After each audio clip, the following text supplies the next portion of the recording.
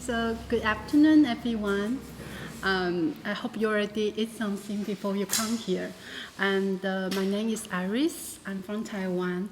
So first and foremost, I would like to express my gratitude to the incredible RU team who makes this event happen. And of course, I would like to thank. Recording in progress. Yes. Wait a moment. Let me do this. Oh, okay, sure. Yeah. So then, of course, I would like to thank for the Fulbright Taiwan and also the Taiwan Ministry of the Culture because through their kind of the support that the journey was made possible today. And then today I'm going to addressing two distinct topics, and much like most of you, like we tend to play different role in our art practice. And my journey in our my journey in art actually started like around 10 years ago when I worked in the artist in residency program in Taiwan.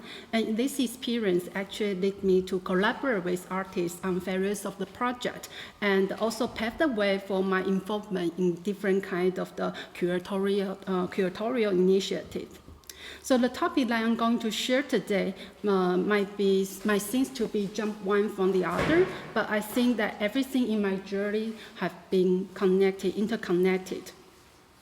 So in the first part of my presentation, I will provide two examples from my curatorial project. And then in the second part, I will share a bit more information about the opportunity and the available resource about the artist in residency in Taiwan. So it's gonna be two parts.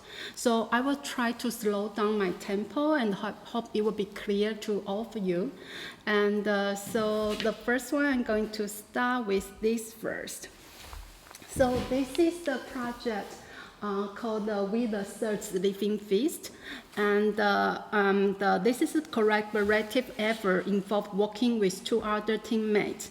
And we call our team as Mutualism. And of course, with the great support from the people, local people, and also who live in this area, live in this community, and also the invited artists, we can make the festival happen like year by year. And my role in this kind of long-term project is more like a consultant and also coordinator, and sometimes more like promoter, like today, kind of sharing the information, what we have done for the past few years. And before I start, I would like to share this kind of video with you so you can kind of understand a little bit about what we are doing over there. This is not a water bottle. It's an air-up bottle that flavors ordinary water. So let me start from the beginning.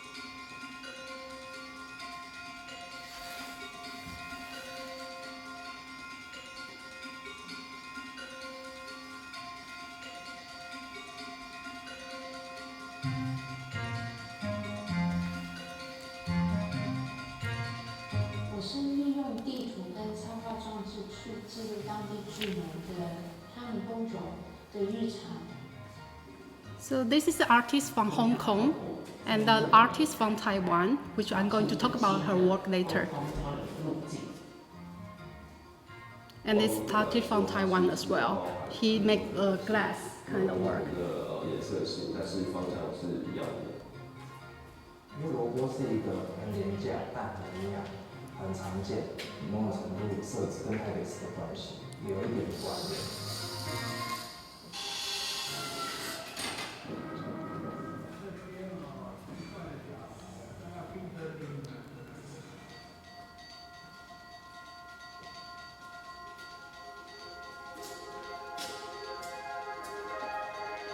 我是以一个观察者的角色，确实有看到工厂比较稳定的感觉，因为他们必须要很持续的去生产，然后作业，然后这个面上是大家很难在工厂的外壳就可以看得出来的。这指导就是很多工厂啊，然后很多的劳工。So this is more like a landscape of this community. So as you can tell from there's a lot of tin house, this kind of warehouses, a lot of factories inside. 我希望可以透过作品跟受访者设置导弹。And for this artist from Hong Kong, actually she didn't really make it happen in Taiwan because the COVID problem. So we actually doing the remote kind of collaboration with them. 知道他们背后的一些生产的故事，也进而就是由衷的感谢他们的存在。对，谢谢。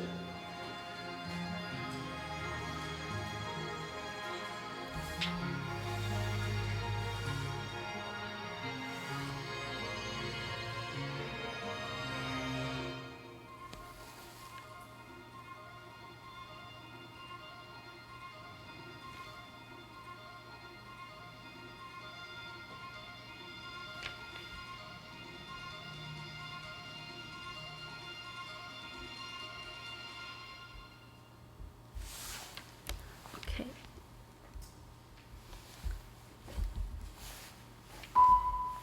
Okay, so I think it would be great to start with this video because you can really see the landscape, or you can get the sense of the landscape and also the collective project that the artists are engaged in this festival.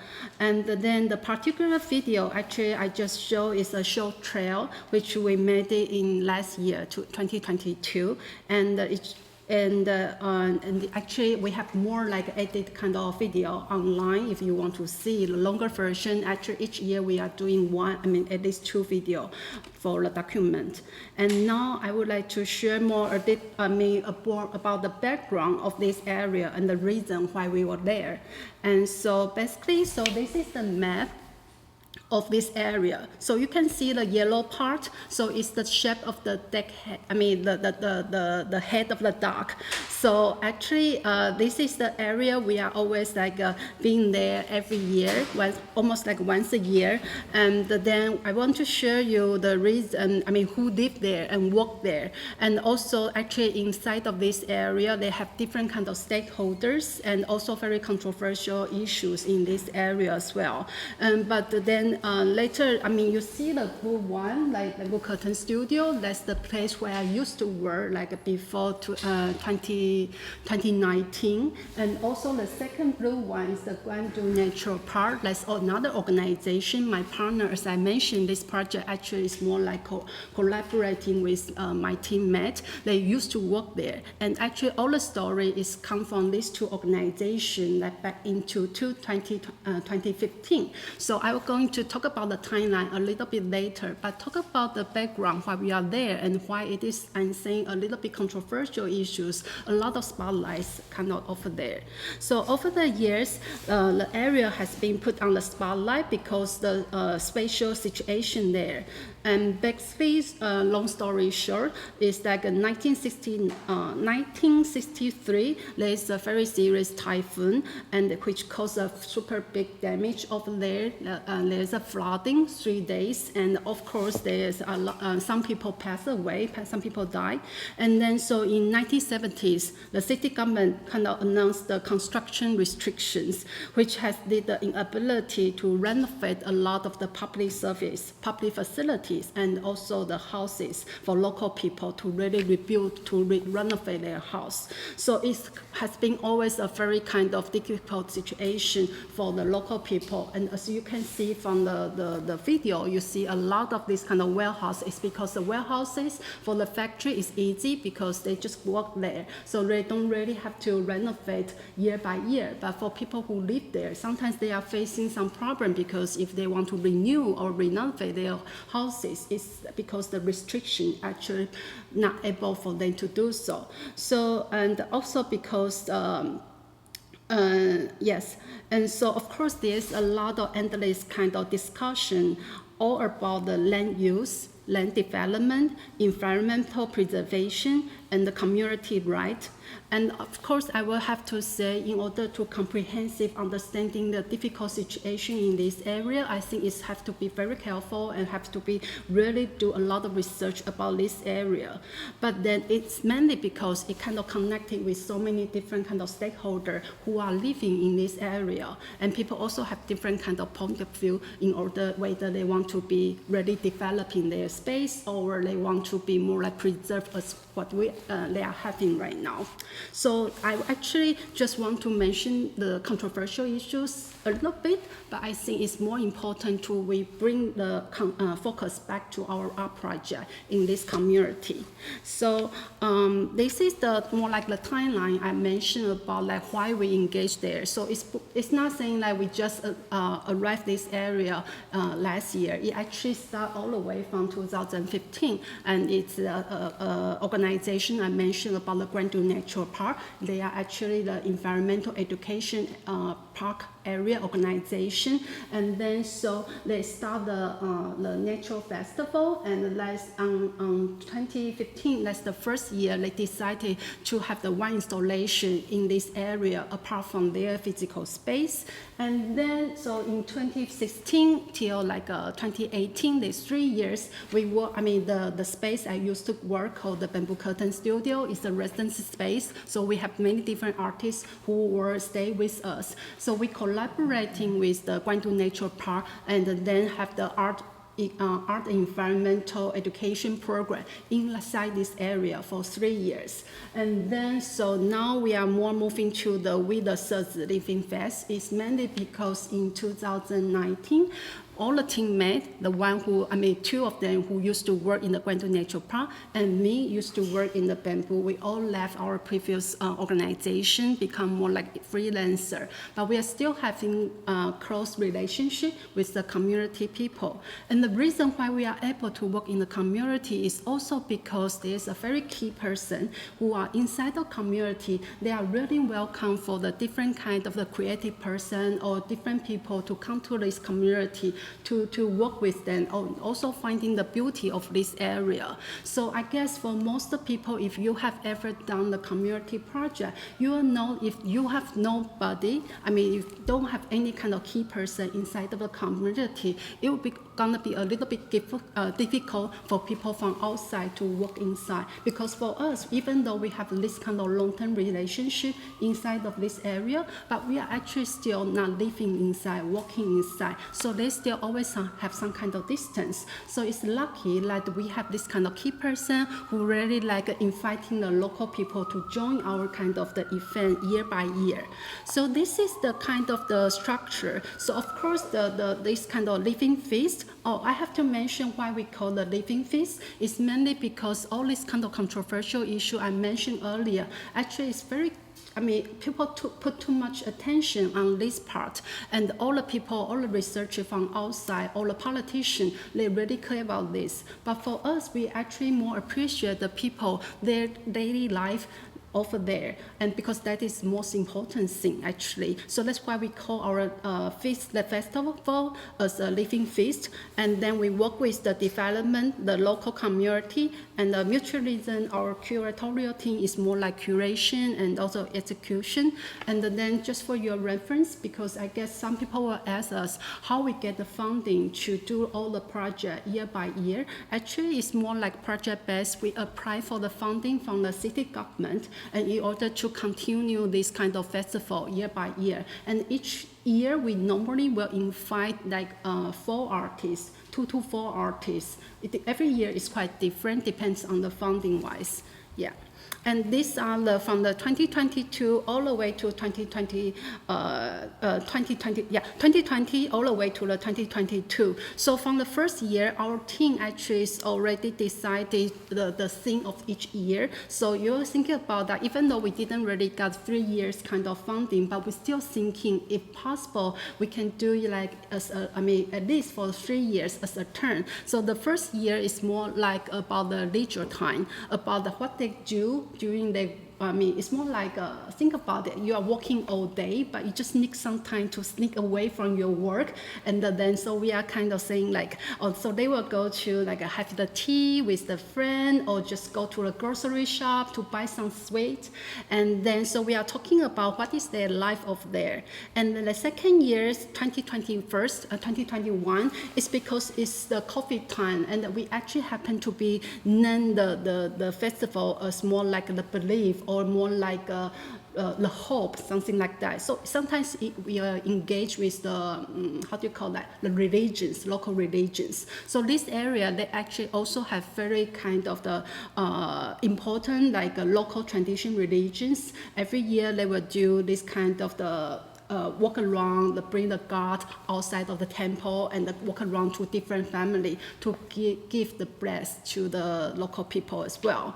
And the final year is the video you saw is the final year is about the industry, because as I mentioned in this area there are so many temporary space. So that's why a lot of the factory feel like, oh, it's a good place for them to stay. So that's why in this area they have a lot of printing industry, or like a blacksmith industry, furniture industry, and also some kind of auto detailing kind of industry inside of this area. So this is more like different kind of the photo archiving to share with you. Like every time before the project start, we actually have a lot of the meeting and also try to meet different kind of local people to collecting different information. And then once we decided the invited artists, we will invite them, we'll give them the briefing first and then show them to the factory to see how they work over there. And then finally, after they kind of collecting all the information and try to set up the goal or the direction of their work, they will start to do all the installation pretty much a month before the opening.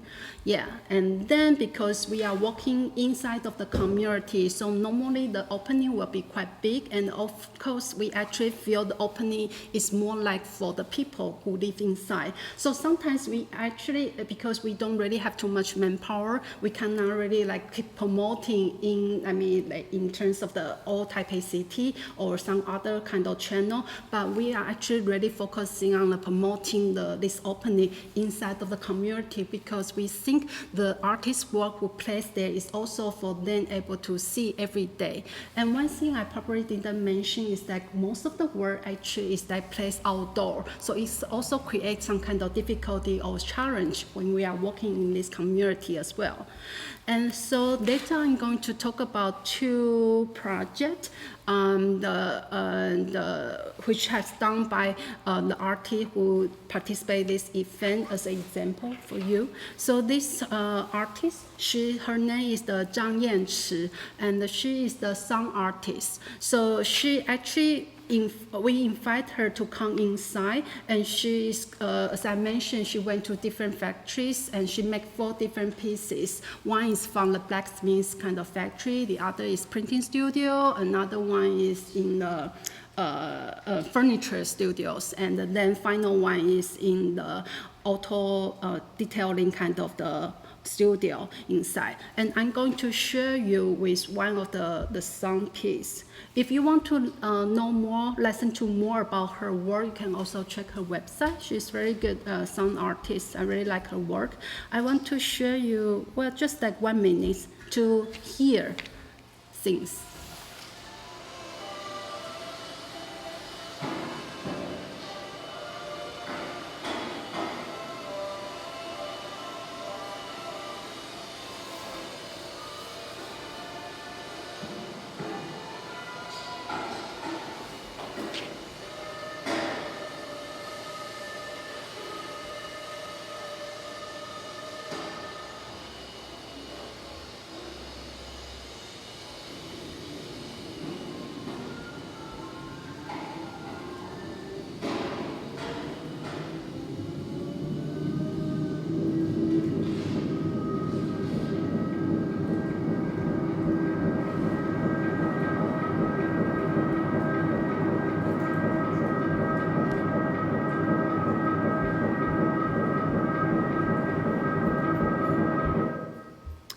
Yeah, I think the reason why I choose this sound piece is because I believe most of you are artists. So when you make the work, I mean, when you, I guess when you make the artist book, sometimes you probably will visit the printing, factory. I don't know, but sometimes I will do. So it's always sound familiar when the artist decided to collecting the sound from the printing studio inside of this community.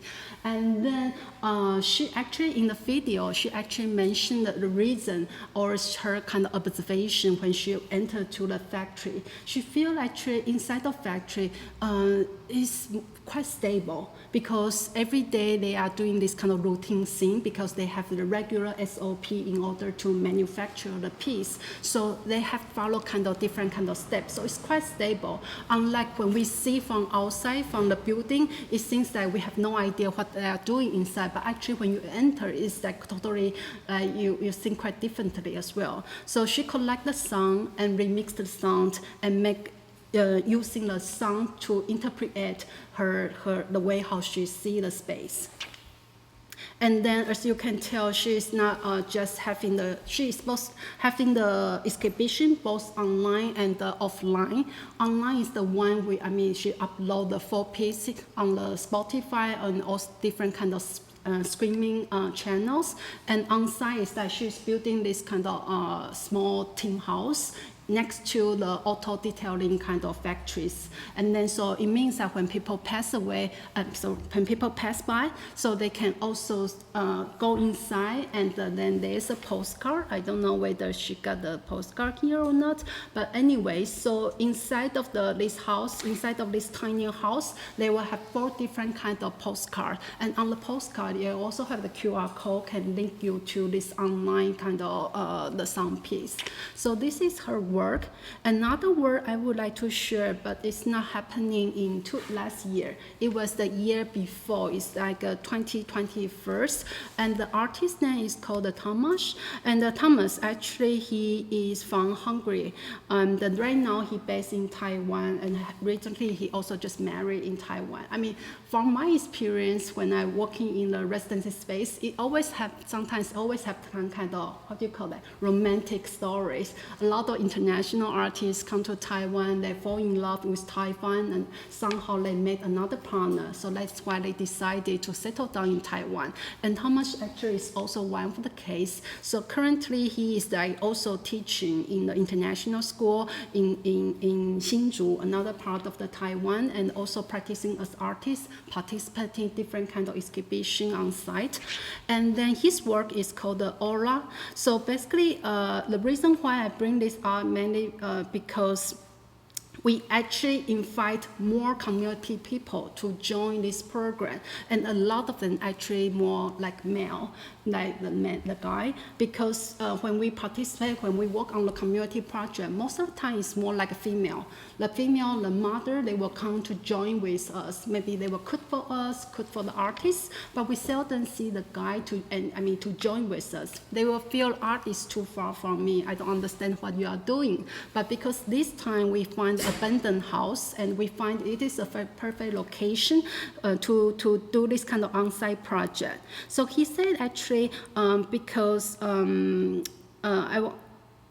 this abandoned house, actually, they have several different windows, and because it is quite broken and quite like vacant for a while, so she fixed the window, and he actually designed the window shape. I think it's totally like 6 to 8 of the window. So he placed there, and there's a little garden. Originally, it's like full of the grass, but because we are going to do the installation, then we have to invite the community people to help us to clean the space. And actually, this is a very perfect location, because every day people pass by this area, small alley. So even though it is not in a big road, but it's still like it's every day people were just passing by. So it's like really recognized already. Originally, it's a very abandoned space, full of the garbage and too much grass, but not because there's an art piece here, so they are really taking care about the space. And even last year, because we are going to have the opening for the another festival, so they also clean up the space, maintain the space, so people can also see from the previous kind of year, the work from the previous year.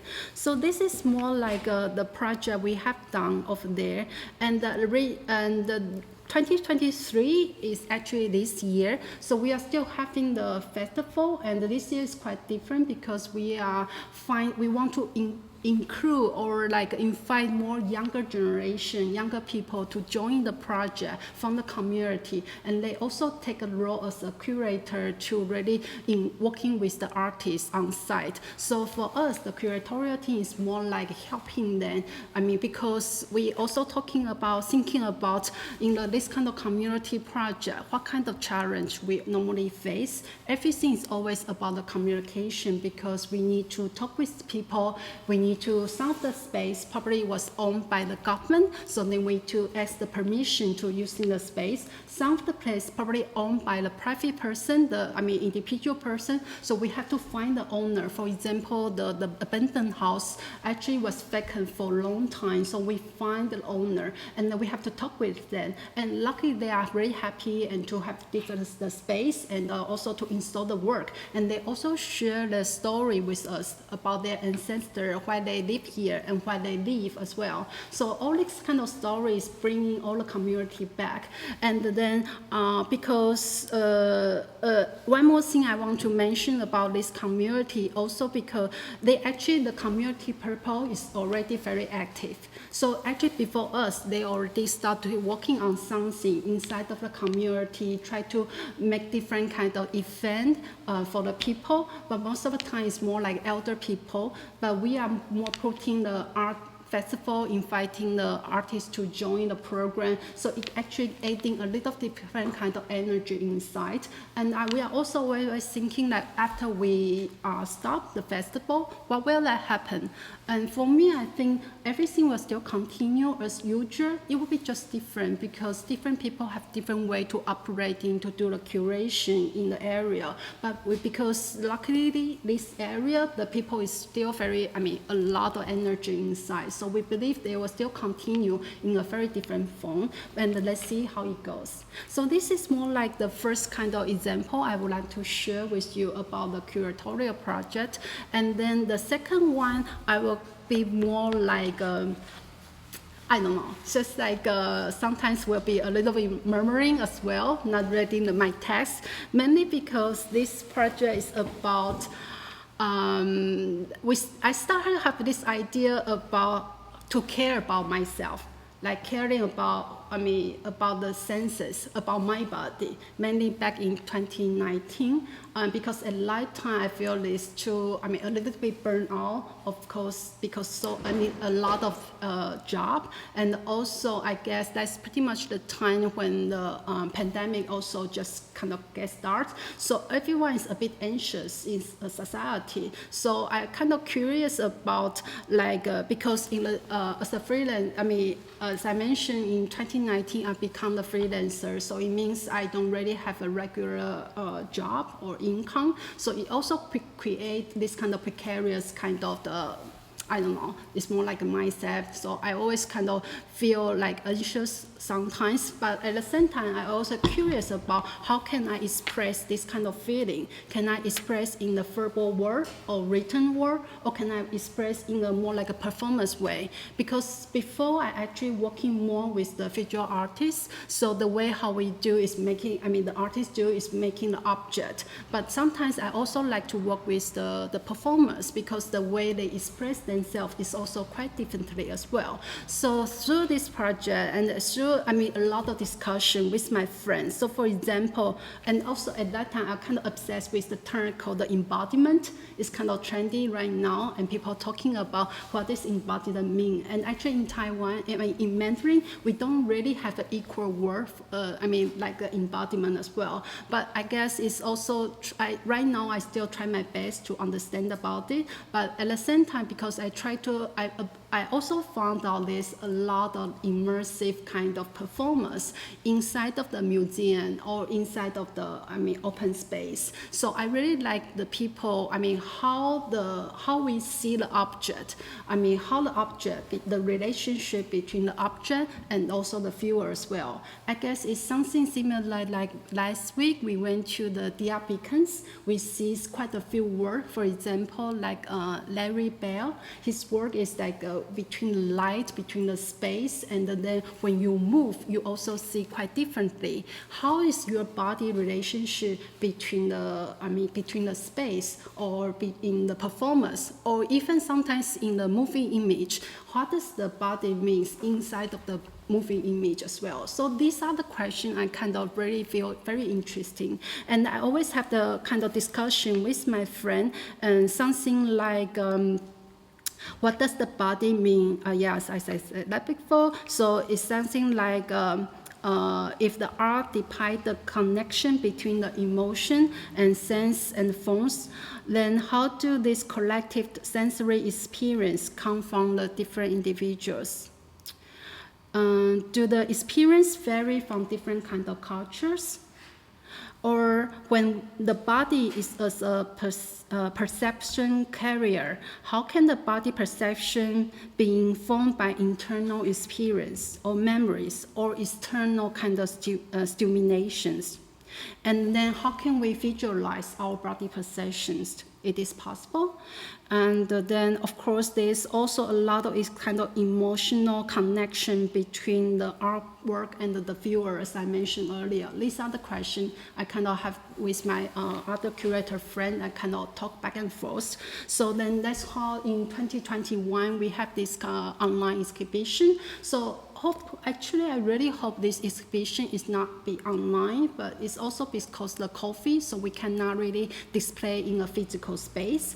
And then, so right in the beginning, when we prepare this exhibition, all the artists is already aware that their work is going to be online, so that people can see through the website, so they know it's not going to be a physical space. I know for most of the artists, they always, when they are invited to join the exhibition, they always kind of curious, where is the space? What kind of space looks like? But this time is quite different because we can only do online, so they have to think about different ways to do that. So I would encourage you to, well, you can, scan a QR code. When I talk, you can also browse the website and to see and to play with website. So I'm just going to share this with you.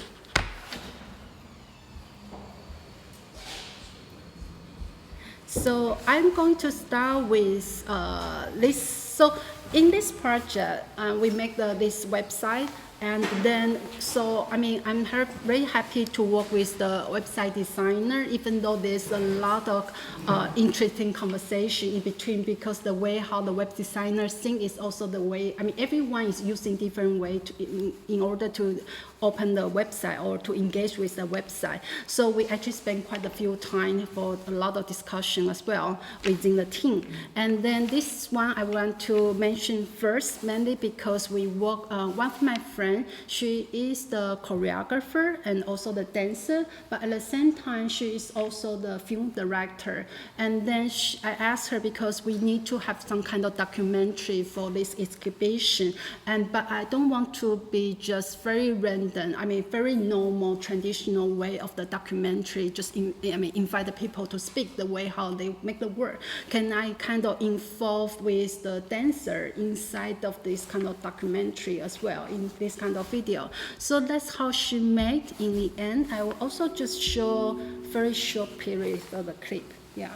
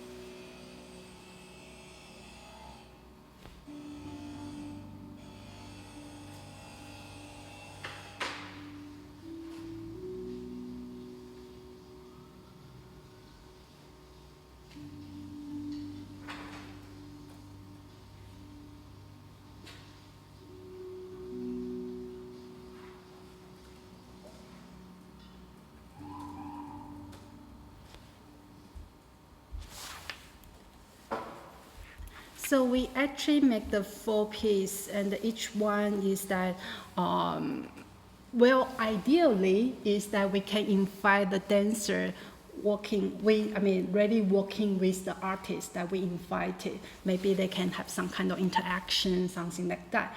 But reality part, we didn't really able to make it happen.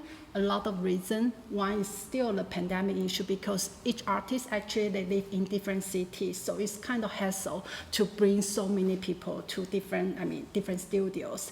So in the end, is this director, the film director, because she is the choreographer as well. So she is the one to, after interview with the artist and see the way how they work, and then when she back to the studio, she work with the dancers in order to kind of communicate what kind of the posture, what kind of the inspiration out from what she saw in the studio. So this is like another kind of experiment we want to try. I will still say it's still quite experiment kind of piece. We haven't really, find a very good balance between the, how do you call that? It's more like a documentary and also plus in the video film. But we hopefully in the future we'll have more kind of opportunity to balance the both sides. So this is one of the challenge, or more like one of the thing we want to try in this online exhibition. And the second one, so I would just like quote something before I kind of moving. So basically, I really like a quote from the Joseph Albers.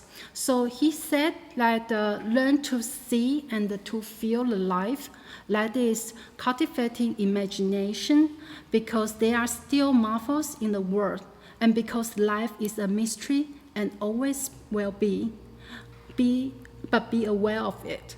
So I'm using his quote mainly because when I have the conversation with the invited artists, I've always asked them, what do they feel about, what is their most comfortable kind of moment? Or what is their, what kind of thing they can really feel like can heal themselves, or more like a meditation? Because the topic, the title of this the exhibition is also talking about the healing as well.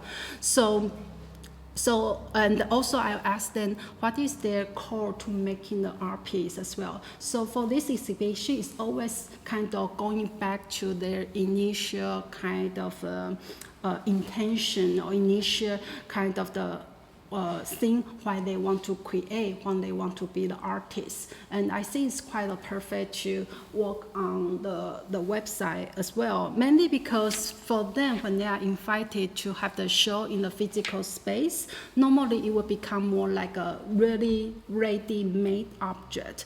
But because we are only able to show on the internet, on the website, so they can try to do something different. So it's more like a conceptual way when they're talking about, they feel like, for example, you see the people, some of the ceramic artists, the way how they play with the clay, she feels like it's very comfortable for her, because touching the material, it means something. The material itself, the temperature itself is also different as well. And then, so the artists I work with for this exhibition, they are all using the craft material. Sometimes clay, the glass, fabric, and what else?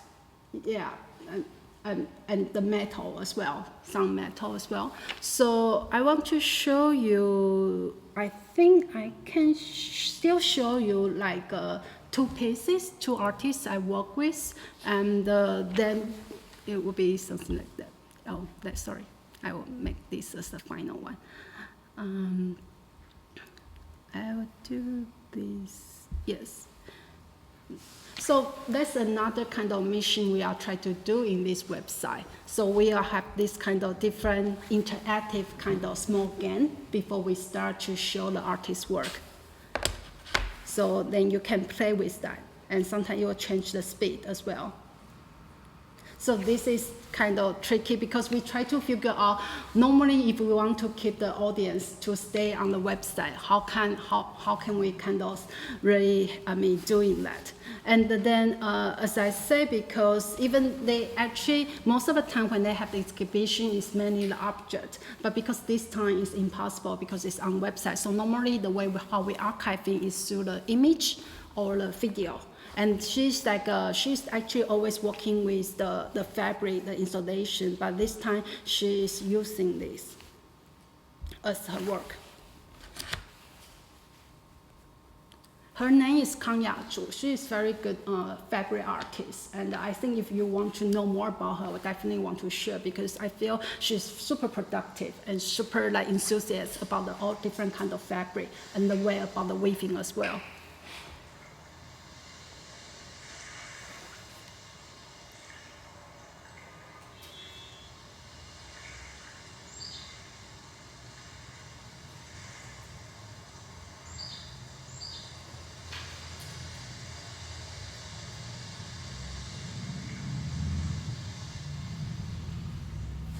So here I would like to quoting something from her. So for her, she feels like through the weaving and through the embroidery and winding, she can make the color and light and fiber and the material mix. And letting this element overlap, intertwine, communicate with each other. And the moment she put on the record, she activate her conscious. And just like the blood circulating in her brain and body, the senses such as sight, hearing, touch. So once again, they will awake again. So I think when I have the conversation with her to invite her to do this exhibition, she actually tried to do more study about the subconscious, about the dream, about what she can, or it's more like she's using this kind of the headset. It can monitor your brainwave, and then you can documenting. I mean, I think there's some kind of app you can count off like the brainwave, something like that. And then because she's trying to use that when she's making the fabric and making her own work, and she feel like very interesting. And the sound you hear actually is come from the app.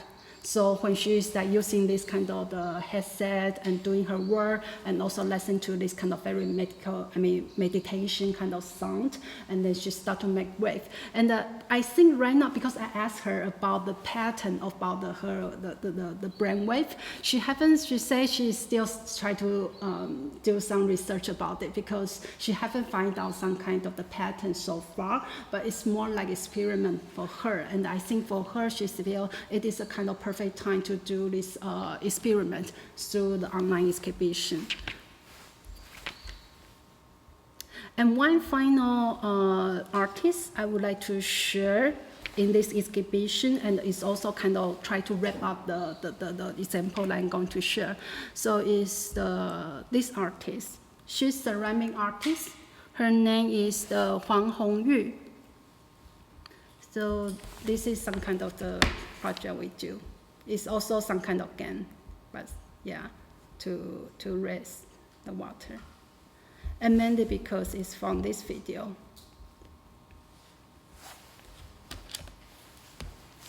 So she said she's she feel the most healing thing about the pottery for her is about the process. Everything's about the process before the clay sinters into the ceramic. And then because in the past, she can only do the final result to share with each other, but this time because we only ask for the process to show on the website, and so she can really go back to the very beginning of the healing moment for her. So she divided the soil that she collected in 5 different areas. And then so in this, in her room, she actually made the 6 different video. So if later you are interested to know more, you can also check it as well. So it's more like it's her experiment, talking about different kind of statement. And also, as you know, the ceramic, before they just a clay, they actually have a lot of bubble when you put inside of the water. And then when the water getting more like dirty, it also create different kind of moment for her. And for her, she is saying when she start to make the work and stay there for a while, she's feeling like she's entering to another different world. She cannot really hear of the people talking around passing by. She can really focus on in her work. I think sometimes why I like to work with the craft-based artists, mainly because they actually use their whole body and the repetition, and then through this kind of regular kind of pattern, and really like come out some very lovely, beautiful work out from that. So that's why most of the time I like to have the conversation with them. So these are the project about the mural project we have done. I have done over in last year. So. And this is actually, and for me, as I mentioned, there are a lot of experiments. One experiment is normally the way how we see the exhibition is in the physical space, and when it is more like on the website, how can we really engage with the audience?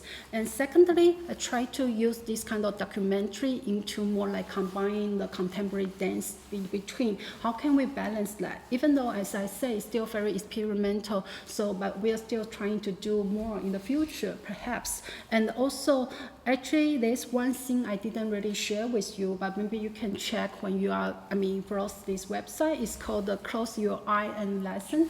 So there's this kind of button you can click.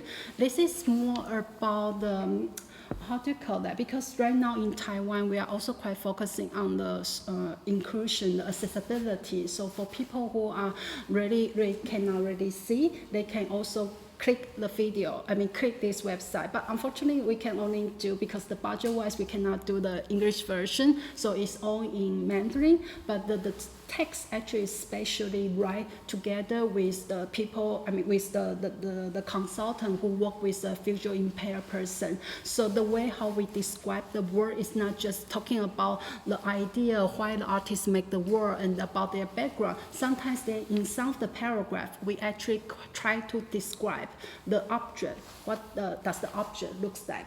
And also, for example, about the video, how the video starts, something like is more like in the verbal way to talk about it. So that's another try we try to do in this exhibition. Again, I also have to say it's not really for us, it's not really successful yet, because within such a short period of time, for example, each clip that we do only, I think, just like 2 minutes or 3 minutes maximum. So it's still compared to most of the audio description, it's still quite small. So we cannot really do a very comprehensive way, but it's kind of interesting way for us to try. And also, I kind of encourage everyone, even you are not really like visually impaired, you can still listen to the sound piece, just like listen to the podcast as well. So then you can also, because we also invite the sound editor to make the song for that. So, and we also invite the voiceover to join this project as well. So it's kind of, at least I'm kind of happy for the result, even though I know we are not even there yet. Because of course we have to work with some association who really have different visitor or the audience with the visual impaired. We have to do more text to double check whether the text we are written is really kind of meaningful for them. Because even we produce the work, but if there is no visitor, if there is no viewer, the right people, it still doesn't make sense. So I guess in the future, if there's any, I still have the opportunity to work with the visually impaired person, then I will definitely do more research about that. But at least it's what kind of starting point for us. So these are 2 examples I would like to share for my first part about the curatorial part. And this is my first time to use English to talk about my curatorial project. I hope it's still clear. Yeah, because the next part I will more talking about some information about the residency program in Taiwan. But that part, I think I will only limit it within 15 minutes and just sharing some information. But I guess right now we can, if you have any kind of question about the 2 projects like I mentioned earlier, I think it's also the time to, talk and discuss. Otherwise, we can also jump into the residency part, which actually for my past 10 years is always about the residency space. So anything is good for us. Yes. I really appreciate the way you talked about the involvement of community in the festival, Taipei Festival. And you acknowledge the difficulty to work with the community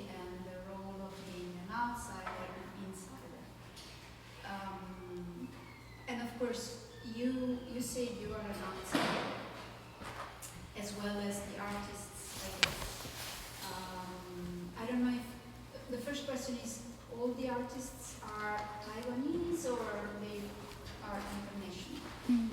And then the second question is it really enough to have an insider in the organization to smooth all the possible conflicts that you can encounter in your work?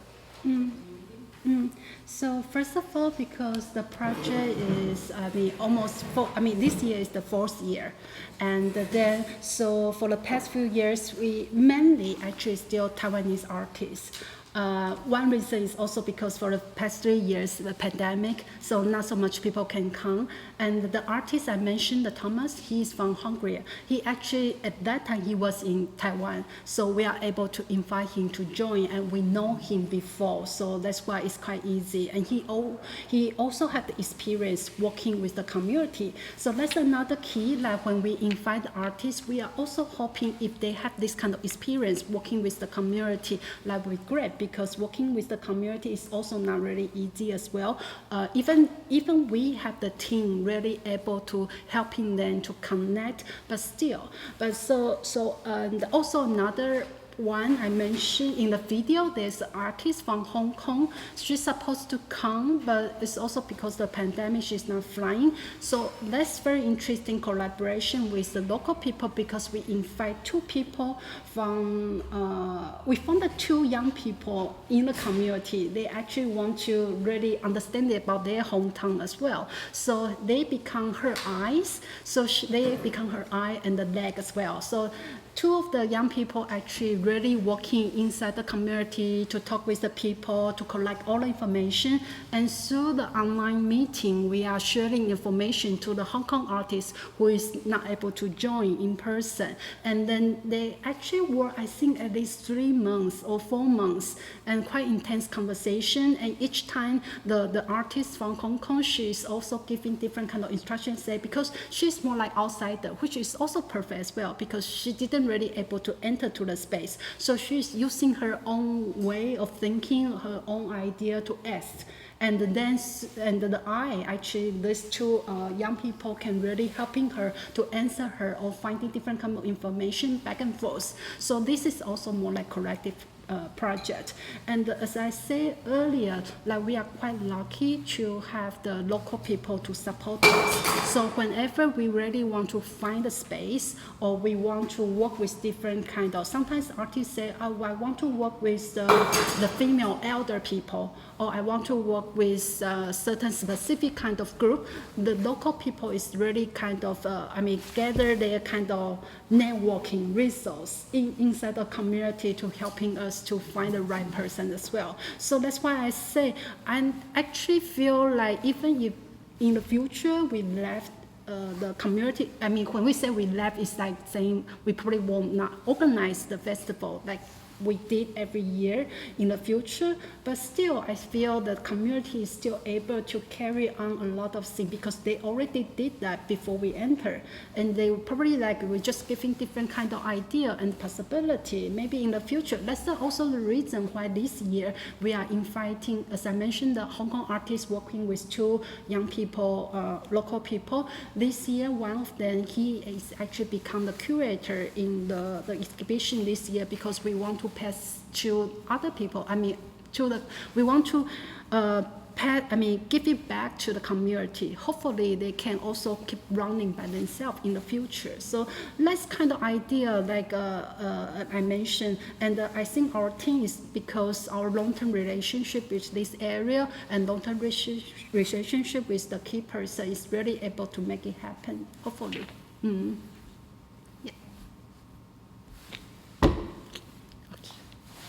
Anything? Okay. If no, I will keep it short, because I know it's already 2, and it's just some kind of the information about what's going on in Taiwan, because my another kind of role is always about the residency in Taiwan. So this is more like Anyway, so if you have any kind of question about the residency, always ask me, because I have done, in 2014, I already started working in the residency space and hosting artists on site, and also sending artists, Taiwan artists, to go abroad to be more like a reciprocal kind of the exchange. And then this is organization called the Taiwan Art Space Alliance. So you can also check their website or the Facebook. We actually share different kind of information about different kind of open call in Taiwan. And of course, you can also find me, because I can also recommend some more suitable residency for your reference as well. And then, so in Taiwan, just kind of small his background about the residency. So around 90s, yes, around like 90s, the government start to give the regular funding to support the residency in Taiwan, and also the regular funding for the artists to apply the funding to go abroad to do the residency outside. So, but I have to say, before the government put the support, actually, they still have some residency in Taiwan, but it's more organic way, and using their own kind of resource to inviting the artists to come over, to stay with them, and to do some project with them. But not until like 90s or like 2000, the government, because once the government start to put the funding, so then you can really have regular or more stable residency program in Taiwan. And our organization actually started in 2015, because that year we kind of gather all the residency space and art space together, and we talk about to share our experience when we hosting when we hosting different artists, or when we organize different kind of program. But before 2015, we seldom have this kind of opportunity to gather together and to share our experience. And everyone is working individually, because every day our daily routine is super busy, so we don't really have time to have this kind of the share information. So at that meeting, they kind of come out some kind of conclusion saying it'd be nice to have this kind of organization to try to connect the local art space or local residence space, and then kind of exchange different kind of information to do the know-how kind of sharing. And at the same time, it could be the window contact for the international organizations. So for example, sometimes we will represent the Taiwan organizations to go abroad to attend different kind of international residency conference, either in Europe, either in the States. So we share the information. So for example, like me doing right now, I share the information about what's going on in Taiwan and what they are doing. So we are more like this kind of platform, connecting not just locally, but also try to connect internationally as well. So these are 5 different kind of direction we normally do in our team. Our team is super small. It's just like 2 or 3 people. Sometimes, yeah, so we cannot do a lot, but because we have the partners, all the members are our partners, and so they sometimes will help us as well. And we have the board member, and board member is also running their own residency program, so they will also give us some kind of advice and information. So 5 key, I will not go to the detail, but just tell you, like for example, the sustainable operation, which is also one of the reasons why I'm here this time, because I'm really curious about how each organization sustain themselves, how they find different kind of funding resource. Because earlier I mentioned most of in Taiwan, we are kind of lucky. We have the governmental funding able to apply year by year. Of course, it's not saying we got a long-term kind of funding, but at least you still have something able to apply. But then that is also one of our only resource to getting the financial support, which means we don't really have this kind of, like in the state, you have this kind of philanthropy culture and also individual foundation to support. It's totally different kind of system. I'm not saying which one is good, which one is bad, but mainly in order to sustain an organization, in order to keep it running. Even for the artists to continue your practice, you also need the financial support and how you find different kind of resource. So that's my kind of goal. Kind of the end. during my stay here. And of course, in our organization, we do a lot of connection locally, internationally, share the information. And also, we are also focusing, not sharing the information to the artists, not just connecting the individual residence space, but mainly we also try to do some program to the art administrator or art critic, also thinking about how can we really make this kind of art ecosystem better in the future. And as I said earlier, the social inclusion, the accessibility is also quite a big issue or big topic in Taiwan as well. A lot of the art organization or artists, when they make the work, they also thinking about different kind of viewers as well. How can they provide, how can they engage with different viewers? And then finally, it will be our research, because all the information we try to become more like the bridge between the government and also the private, organization. What is our need? What is the need from the organization in order to continue their work? And can we kind of represent them to talk with the government in order to get a better support or kind of have better kind of communication? So we are hoping to become this kind of bridge. And these are all our members and all over the Taiwan. So now I will just quickly go through maybe 6 different examples, and they are all quite differently. So you can also see, so I'm going to take you around to see the Taiwan now. So this is the Taipei Artist Village, the Taijo Hill. I give you a very short film, because then you also see their program and understand about what's the Taipei scene.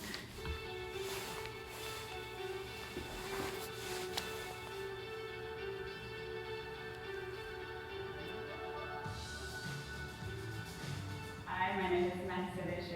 I'm from Montreal in Quebec, Canada. My name is Samuel Dilby. I'm an artist from Australia. 我是香港过来的摄影师。I was born in Yamanashi. I'm Jian Yun. I'm from South Korea. I'm Frederic Cormier. I'm from Canada, and I'm an animator of stop motion animation.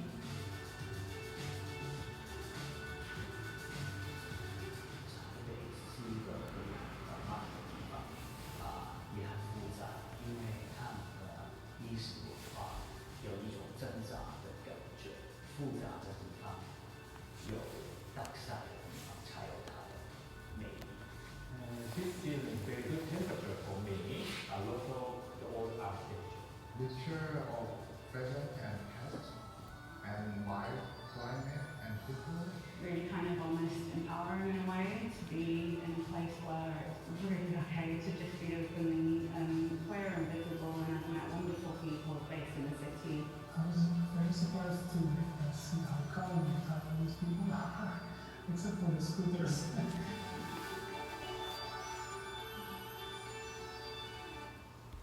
Yeah, so this is in Taipei, and it is run by the city government. So, and you can see the architecture is like a kind of, it's not really abandoned house, but it's not really like built it properly, but there's a lot of history behind it. And I'm not going to talk more detail, but if you are interested to know more, it's also quite interesting. In this community, they also have 10 houses, let's say this way, 10 family, local people who live inside. At the same time, the artists also live here as well. So they have the short-term residency, international residency. So that's why you see a lot of international people who also stay over here, maybe 1 month, maybe 3 months.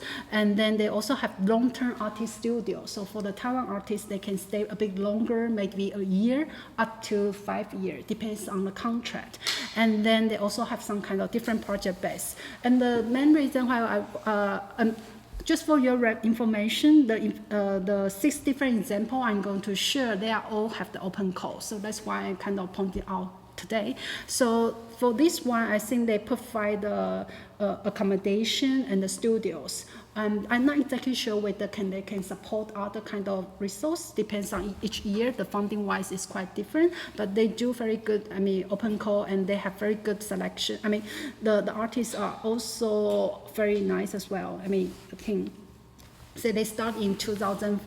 So the main one, the Taipei Artist Village, actually start in 2004. The Treasure Hill is the one here. They start in 2010. So it's all quite different as well. But the one called the Taipei Artist Village, I didn't show you today, mainly because this year it will be their final year because the regentrification. So they are not longer to having their own building. So that's why most of the artists are moving. Originally, the international artists will stay in the main building, the Taipei Artist Village, which is very close to the train station, very easy to access. But unfortunately, because of gentrification, they are no longer to have it. So every artist will move to this area. It's also not too far from the city as well, but it's very convenient and close to the nature.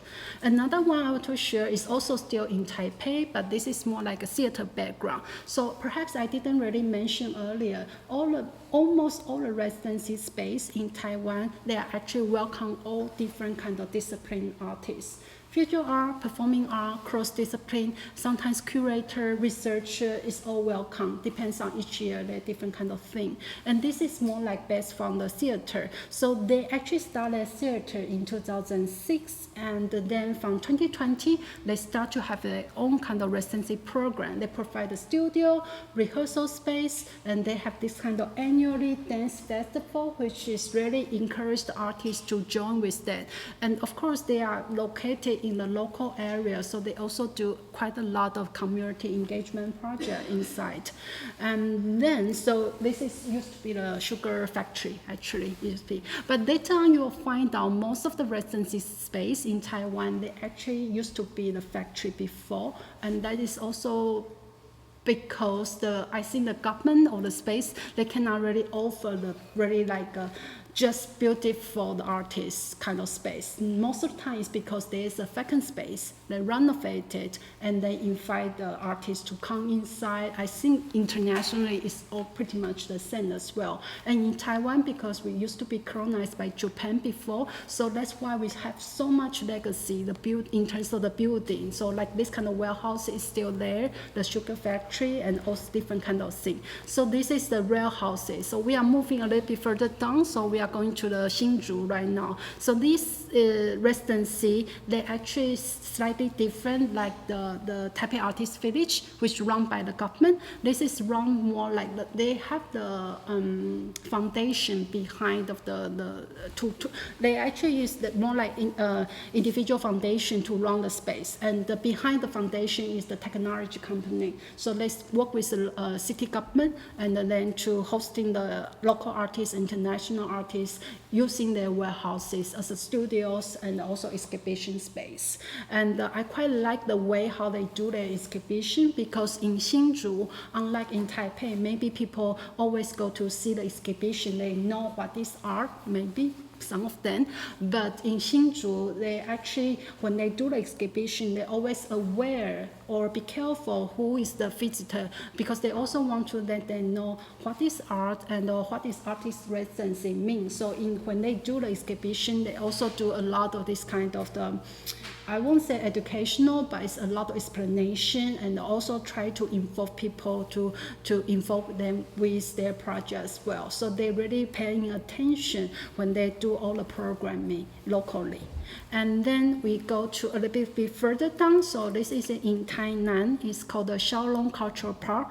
And as you can see from the building wise, it used to be the sugar factory as well. And then of course now also they have super high ceiling, and each artist, I think, able to at least get one space, very big space, as their walking studio. So they also provide walking, living, stipend, and sometimes some travel costs, and also some budget fee for them to make the exhibition in the end of the residency. What I feel right now, they actually provide compared to other residency, I guess they are providing more like a financial support in a way. And they really, they have done, I think this year or last year is their 10th anniversary. So they also kind of have very good reputation internationally as well. And then actually in Taiwan, we have a lot of indigenous culture. This is one of the space in the southern part of the Taiwan in Pingtung called the Kasalin. I'm really sorry, I cannot really pronounce the indigenous the term, the name, and they are more like from one of the tribe in Taiwan. We have more than 12 tribes in indigenous tribe, and this is just one of it. Is called the Taiwan Zhu, and so this actually is more run by artists. The artist, he's indigenous artist. This area is quite special because originally they are living in somewhere else. They have three different community living in this area now, mainly because they are forced to move here because the typhoon. The typhoon actually, there's I think like 10 or 20 years ago, there's a very serious typhoon also destroy their kind of hometown. So that's the reason they have to move here, settle down here. So when the artist decided to do their kind of, he actually start his studio first, and then he also want to invite some artists to come over. And then what is interesting is that he actually then the artists to stay in the local community, in the local, the people's house. So people's house is become more like home parents to taking care about the artists as well, and also letting them to know about the indigenous culture and also a double community scene together. So I feel it's quite very organic and very like a lot of the local artists. Sometimes they also have international artists to come over as well, and then to like work with the team and also do some interesting project, and then quite focusing on the indigenous culture, appreciation of the indigenous cultures. So then the final one, because I'm going to show you about the East Coast. So before we are just in the West Coast. In the West Coast, it's more of the city live there, more population. But in the East Coast, a lot of people like to go there, mainly because supernatural area along the ocean side, you can see the river. So from this video, you can see, the view over there. And this is the final one. I'm not going to spend more time, but I also want to share this. Their funding actually comes from quite different way. Their funding is from the tourism bureau. So that's why they will hold the annual festival. And then, so their funding is not from the Ministry of the Culture, but it's quite different way for them to continue this project. But through the festival, they will have invited the artists to come over and to make the land art inside along this kind of East Coast area. So it's also open space. But unfortunately, because this summer we're facing a lot of typhoon, so quite a lot of work is kind of destroyed. They have to repair. But if before, actually, you can see different kind of legacy from previous years, all the different work. And this is the song. I just want to share you the song of the indigenous people and also the beautiful scene in our East Coast.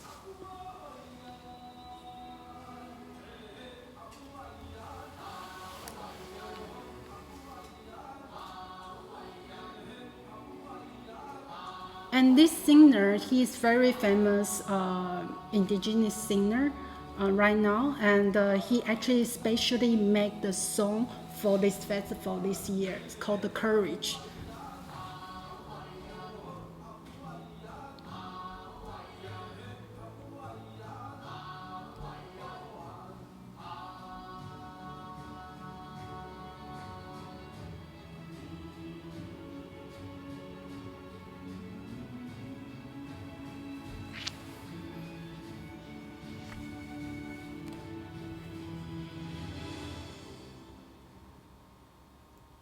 And because it's a festival, so every year they will have this kind of the concert.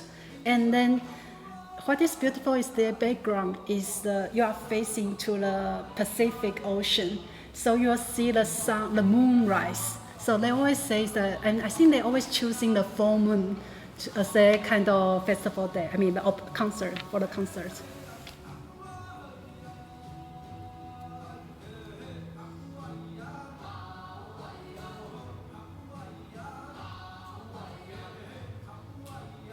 Just like this.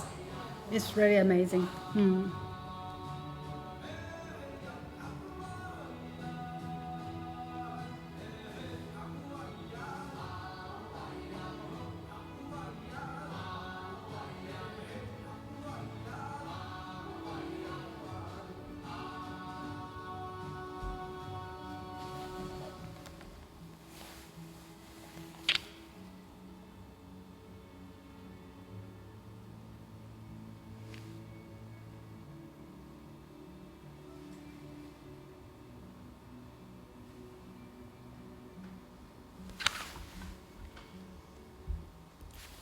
Yeah, so that's pretty much about the information I just want to share with you. Just kind of small summary, as I mentioned, most of the house you saw is actually using the alternatives, the vacant space, and then renovated and turn into different kind of function. It could be exhibition space, it could be the studio space, but then it's more like a welcome the artist or the organization to really stay and use.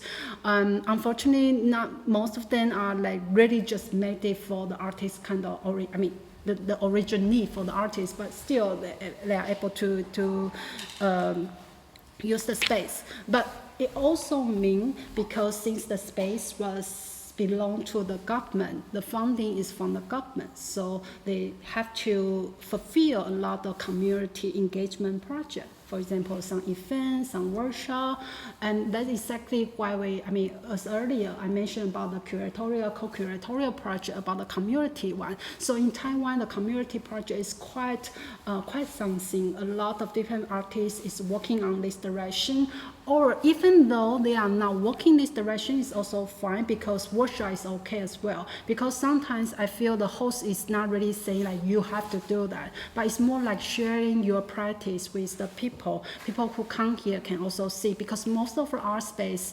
especially this kind of vacant space, the warehouses, they actually have to open to the public. So you also have to, for the host, they also have the challenge in order to kind of protect the artists, for them to able to make their own work, instead of just like people can really passing by, say hello, to interrupt. So they also have to do, for the host, they actually also have to be aware and also have to consider, how to balance these two. Like one is like welcome the people to come and to see, the other is also kind of giving the artists have the right and to make their own creation. So this is another kind of challenge for local people. And then for the public, most of the space run by Taiwan is either run by public, city government, or by the private. People who actually got the space, no matter how, maybe just their own studio, they rent the space, but they will sometimes still applying for the funding from the government to continue their project. The only difference is that the publicly run space is they probably will have more stable, more kind of the regular annually budget to continue to plan in advance. But for the private organization, sometimes we will find out the open call is quite late, maybe early of this year, and then they are inviting artists to come in the same year. Mainly is because when they understand they got the funding is already just February, when they have to finish, but they have to finish the project at the end of the year because the physical year. So that's why, it's not so much different compared to for the artists, but in terms of the organization, of course, it will be a bit difficult for them to do this kind of annually planning things. And then one final thing is that just to be aware, because most of the open call, we not just to be aware, just kind of some information. For example, when we do the open call, then we collect the information, then we will have the jury selection. And when I used to be the jury to receive all the different kind of proposal, one thing we will always, before we start to do the selection, we will always ask the host, what kind of artist or what kind of curator you would like to receive this year? And so that's why, I just giving this as an idea that when you're writing the proposal, it's also quite helpful. You have to read through the open call, all the detail in the open call, because sometimes they could be very open, welcome all different kind of subject, but sometimes maybe in the open call they will say, oh, they are welcome for maybe for environmental project, or maybe they are only focused on social issue. Doesn't matter, but you have to read through the open call, because otherwise when you write the proposal, it doesn't fit to the person they want, then it doesn't really going to work. So that's something when we do the jury selection. And most of the Taiwan organization, the jury selection is either they are from different curator, independent curator, or people who run the residency space, or like different senior artists will become the jury. I mean, just for your information. And of course, that once the final announcement, you have to do a lot of preparation. And most of the organization in Taiwan, it will be just something like RU. Before you come here, they will also have this kind of online conversation before you arrive to make sure what you are planning to do and give you some kind of orientation before you come. And when you arrive, of course, there are also different kind of support from Taiwan. So that's kind of idea I want to share with you today, and very quick, very rough, but if you have more questions, and of course I can definitely kind of share more information about why different organizations, the different kind of the focus or different kind of thing they prefer, whatever, yeah, you can definitely come to me as well. And also, okay, this is you can find it on our website because it's more like a tour guide, mobility guide that you can find it. There are different kind of organizations in Taiwan, and some organizations, what kind of support or resource they can provide. But one very important one is that because next year the Res Artists Conference is going to be happening in Taipei, so I really welcome you. Like if you have the opportunity, come to Taiwan, come to Taipei, and then I will show you about the beauty of the Taiwan and also different kind of residency as well. Thank you so much.